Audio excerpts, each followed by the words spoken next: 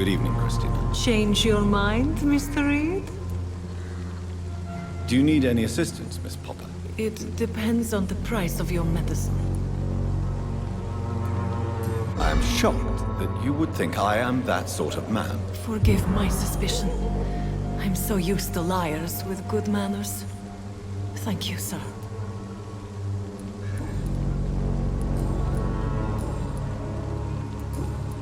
Goodbye, miss.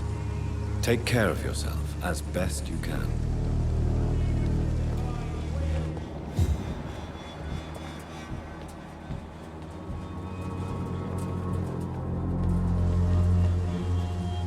Good evening, Mr. Whitaker.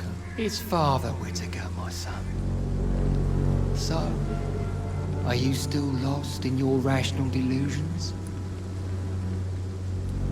I have found Samuel, your disciple. I am afraid I have bad news. I already expected the worst. He should already have come back. He is dead, isn't he? Yes, he is now. The epidemic took him. Samuel steadily made donations to our cause.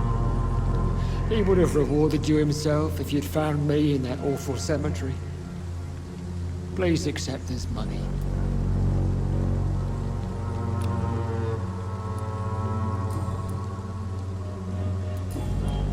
I have had enough for tonight. Goodbye.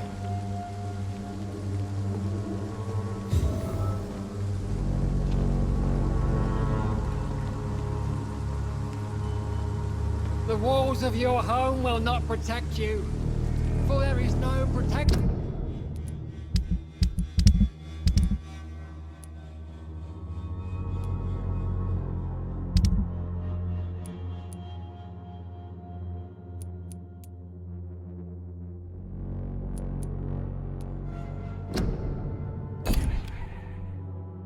Against malevolence and trickery. You are blinded by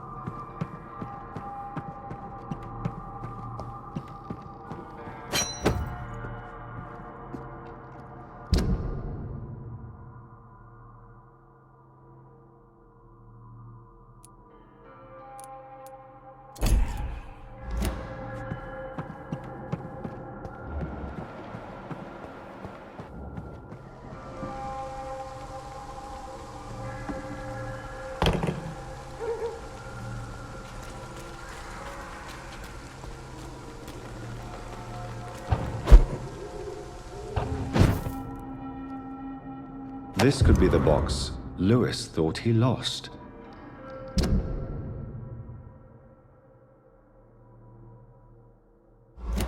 A love letter from Joe Peterson's wife, addressed to Barrett Lewis. Who should I give it to, I wonder?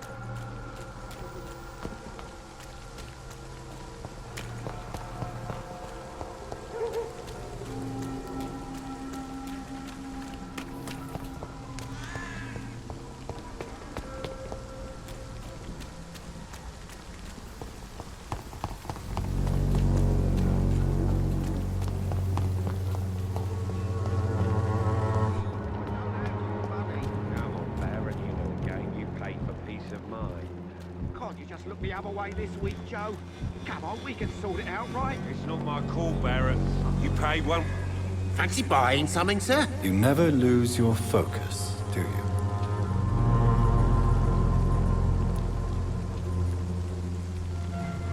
Right then. Show me what you have.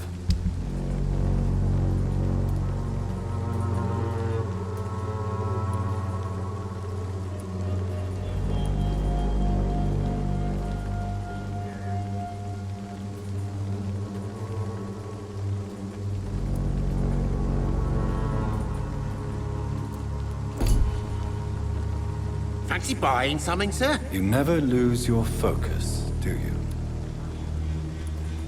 I found this box in an abandoned building nearby. I believe it belongs to you. Let's have a look. Yeah, this is mine. So, you faced those loons that roam around there. Extraordinary. I suppose I was lucky. Luck is a commodity round here. Yours should be properly rewarded. About this package, it's not just tools and trinkets, is it? I want to be rude or anything after your kind gesture, but it's none of your business.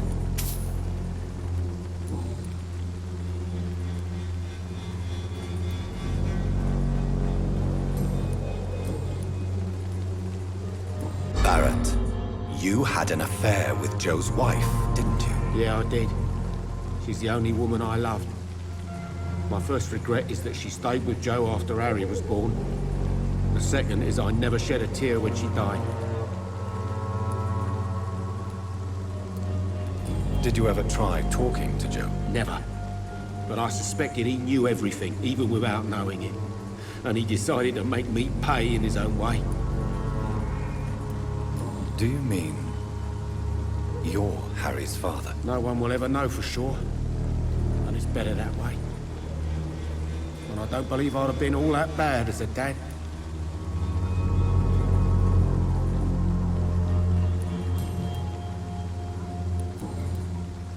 Goodbye for now, Mr. Lewis.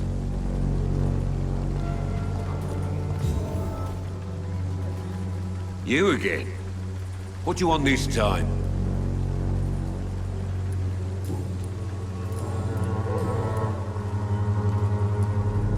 Why do you keep on working for the gang, Joe? You know it doesn't suit you. It's true, I hate this job. And I know I made some bad choices, but I'm a wet boot boy now. And people won't forget it. You could leave tomorrow. Start another life in another town. That's easy for you to say, Doctor. We are poor. My son's weak. And there's no way he'll endure another disappointment. Harry doesn't seem happy living in Whitechapel. Why did you make him come here? I've always put my son's interests above everything else, whatever he may think. Our house is small but affordable. The walls are thin, but the door is solid. You really love your son, don't you, Mr. Peterson? He's my pride and joy. Even if he hates me for the choices I make and pushes me buttons more than he should.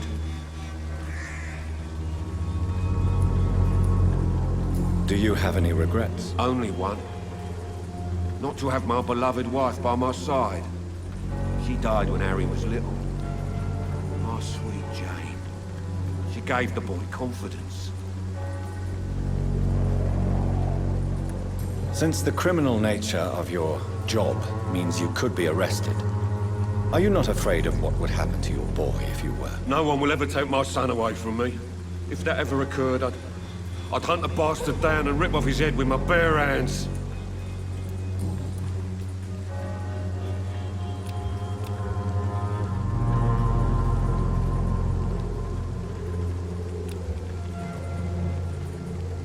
Can I offer you my medical expertise, Mr. Peterson? The name is Colossus Joe. I don't get sick. Goodbye, Mr. Peterson.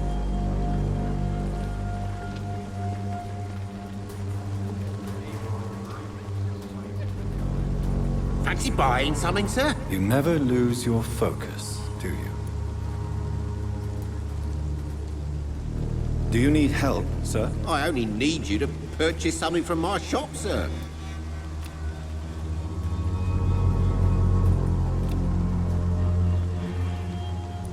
Goodbye for now, Mr. Lewis.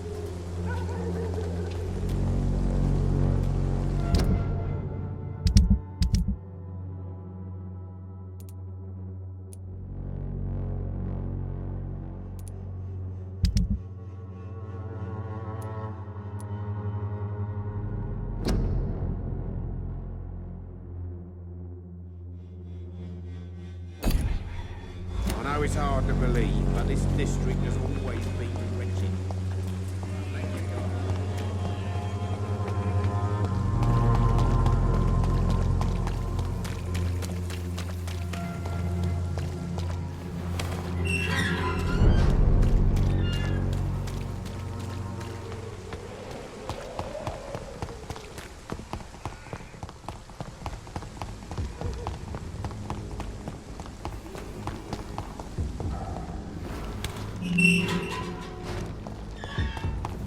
Human blood.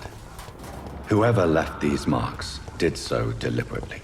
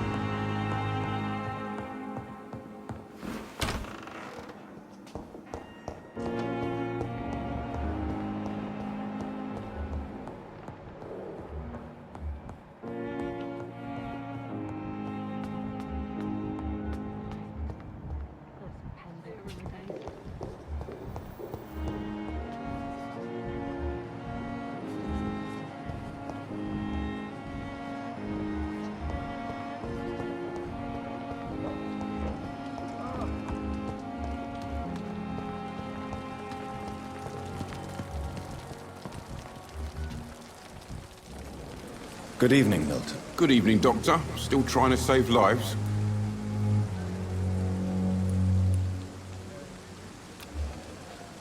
Do you need any medical help, Milton? I'm fine, Doc. Physically, at least. But I would give everything to be in a better place right now. Goodbye, Milton.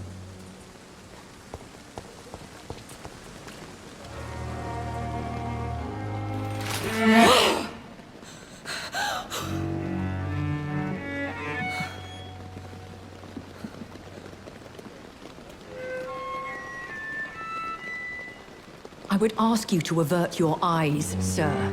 Or did you not know it was rude to stare? I knew it. Speak up, Dr. Reid. I like a man who speaks his mind.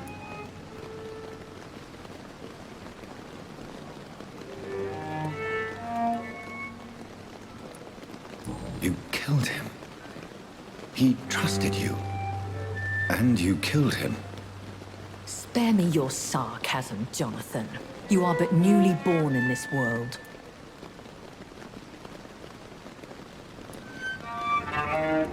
So in the end, the accusation was true, wasn't it? The situation is somewhat awkward nonetheless. I have not been observed sustaining myself for many decades. I have to say I'm a trifle embarrassed. Anyway, I have concluded my inquiries concerning your blackmailer. I see. Please excuse my agitated state. Under normal circumstances, I wouldn't let anyone see me in this condition. The case is closed, your ladyship. The person who took advantage of you has, shall we say, seen the error of her ways. So who was it? My lady, the blackmailer was dealt with using the utmost discretion. The culprit's identity is of no relevance. Thank you, Jonathan. That is exactly what I needed from you. You have proven your loyalty, so, as a friend, please accept this small token of my appreciation. Thank you, my lady. If you have an inclination to learn more about vampires or your current situation, I will be glad to aid you in your quest for knowledge.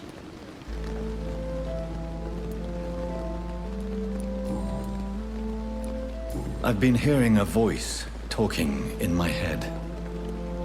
Is this some kind of insanity? It feels like the voice of the vampire that created me. Hush. Tell no one this. It would be unwise to talk of such things amongst British immortals. Speak no more of your maker.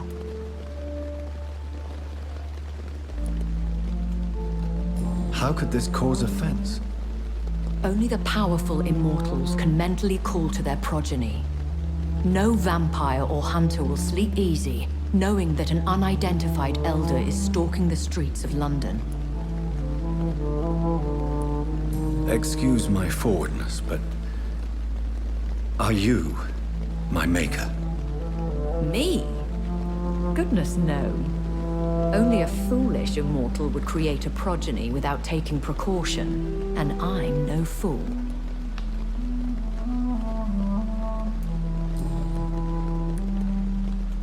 I don't understand. Why was I created and then left for dead? That is a question only the one who made you can answer. It's not normal practice. I doubt even if you find him, he will answer you, considering how cruelly he treated you.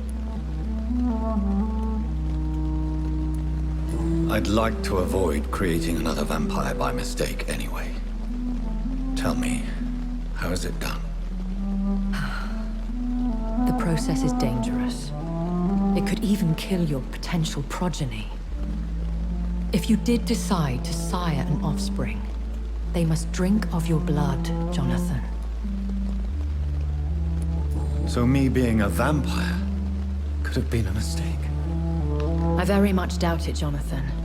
Contrary to the legends, it is not as simple to make another vampire by just biting someone.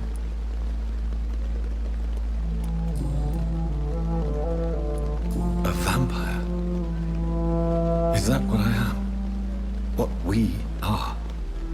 Such a crude word, defined by penny dreadfuls and drunken hacks. No. You are now an Ekon, and that you shall remain. Are you an Ekon too? Yes, I am. We are the closest thing to what man refers to as vampires. Forget what you think you know about us. So we are Ekons. How can I identify us amongst other vampires? How to put it? All Ekon are vampires. But all vampires are not Ekon. We are but a branch of the immortal tree.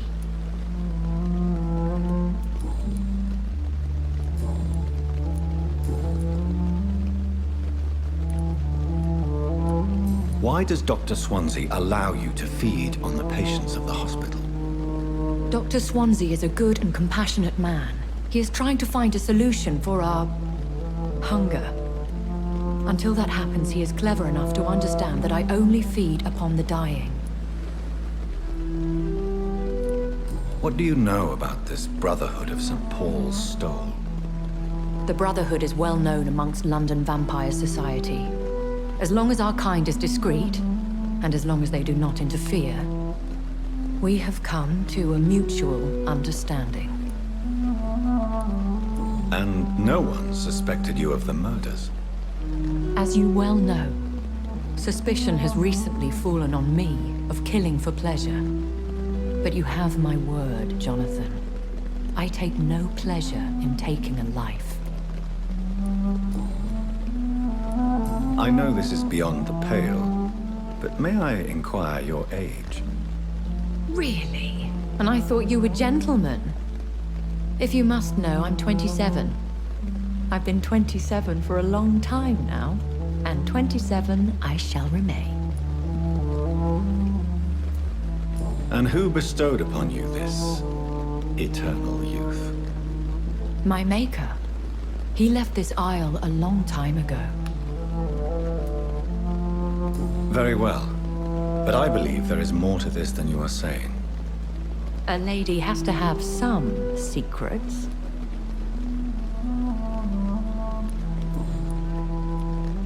Why did you save me in the canning factory?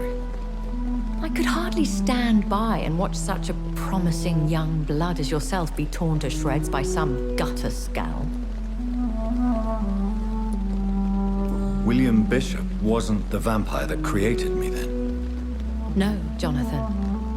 Whatever their strength and demeanor, Scowls are the progeny of careless vampires. It cannot be the other way round. What type of vampire is a Skull? Not a true vampire. The deformed offspring of lesser vampires. It is a shame these creatures run wild, slaves to their baser instincts.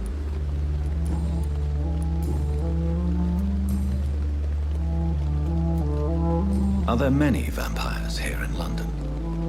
Immortals are of a rare breed, and we often tend to hide. But you may occasionally meet some of us at night. Will they all be as affable as you, my lady? I do not see why not. But remember, even the shark smiles before he bites. That sounds like a lesson from experience. Vampire politics are as intricate and sometimes tedious as a game of chess in a gentleman's club. I've learned from experience it is best to decline to play. Do you know any of them? Have you an idea of the identity of the vampire who attacked me? You mean your maker? No, Jonathan, I have no clue. But I fear he or she is as careless as cruel. To let you discover your new condition by yourself. What do you mean? Every now and then, you may discover an immortal in the deep of the night. But we are a rare and reclusive breed. Our progeny is almost never accidental.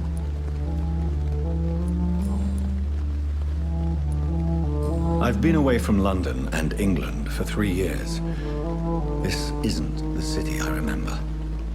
Things have gone from bad to worse here, Jonathan. I've lived in this city for a long time, and I've never seen it like this. What is it you fear? Fear has long since flown this form. But there is something malevolent circling us.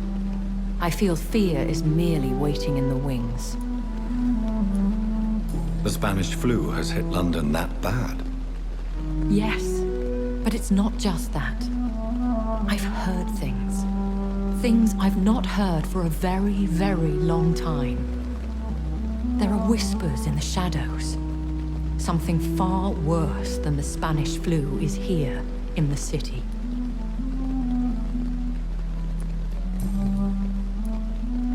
When I awoke, changed, I was chased and attacked by vampire hunters. Prepared and well-trained. Though I can't be certain, more than likely it was the once glorious Guard of Priwen. You make them sound like some sort of cult. More a society, and like all the best ones, a secret society. I thought them almost gone, but it seemed they have been recruiting. Once glorious, but still dangerous. They have seen better days, but all fanatics are dangerous. You would be wise to stay clear. They are sworn to destroy our kind.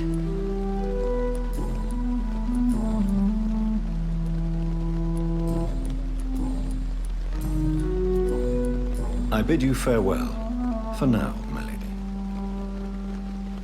I must quickly analyze the blood I took from Nurse Crane's patient.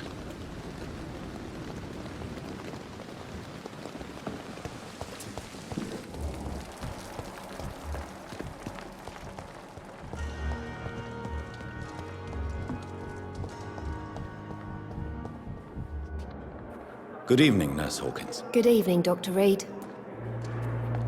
Do you need medical help yourself, Nurse? I'm fine, really. I just need to sleep. Goodbye, Nurse Hawkins.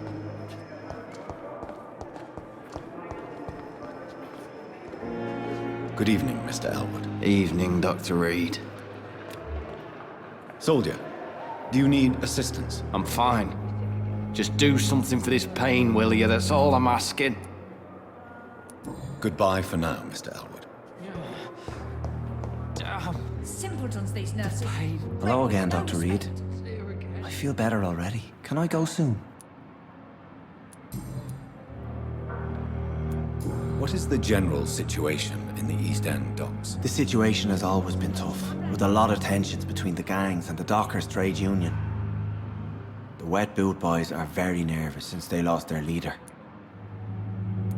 Has the gang been threatening you? Ah, no. I've had this nickname for so long, you know, the sad saint of the East End. No one dares to bug a saint, not even criminals. Who leads the gang now? Since Clay Cox went missing, it's his wife Edwina who runs the show, with the assistance of her minion, Booth Digby. I'm in pain. I need my medication. What do you do for a living, Mr. Hampton? I can't help but notice the cross around your neck. I manage a night asylum for the poor and homeless of the docks, and I try to guide the lost and hesitant on the right path to our Lord. Are you a priest, Mr. Hampton? A deacon, maybe? Not at all, Doctor. I'm just a man of faith willing to preach the good word. Why didn't you use your cross against William Bishop? To repel him somehow? That's a very strange question, Doctor. A cross is no magical token, if that's what you were trying to say. Not mine, anyway. Have you made friends since you arrived? Not really, but I recognize Miss Harriet Jones. I knew her when she lived by the docks. That poor woman had such a miserable life. You never came to see her here at Pembroke? Receiving visits when sick can be an important part of the healing process, you know. We're not just bodies. You're preaching to the converted now, Doctor. To be truly honest, I thought she was dead. She left the docks many months ago. Goodbye, Mr. Hampton. We'll talk again later.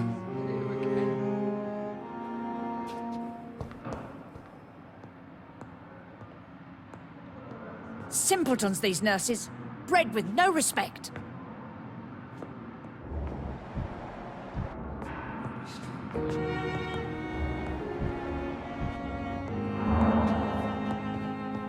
Someone's...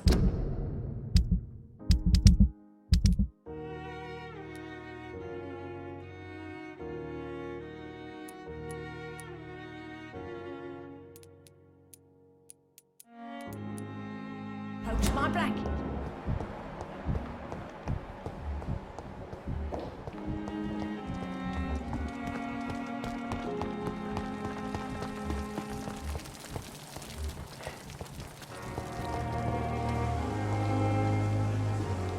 Hey, Doc.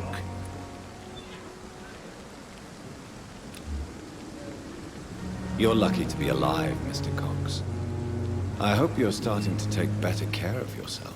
This place is full of sickness and decay. How could I get better in such a dump?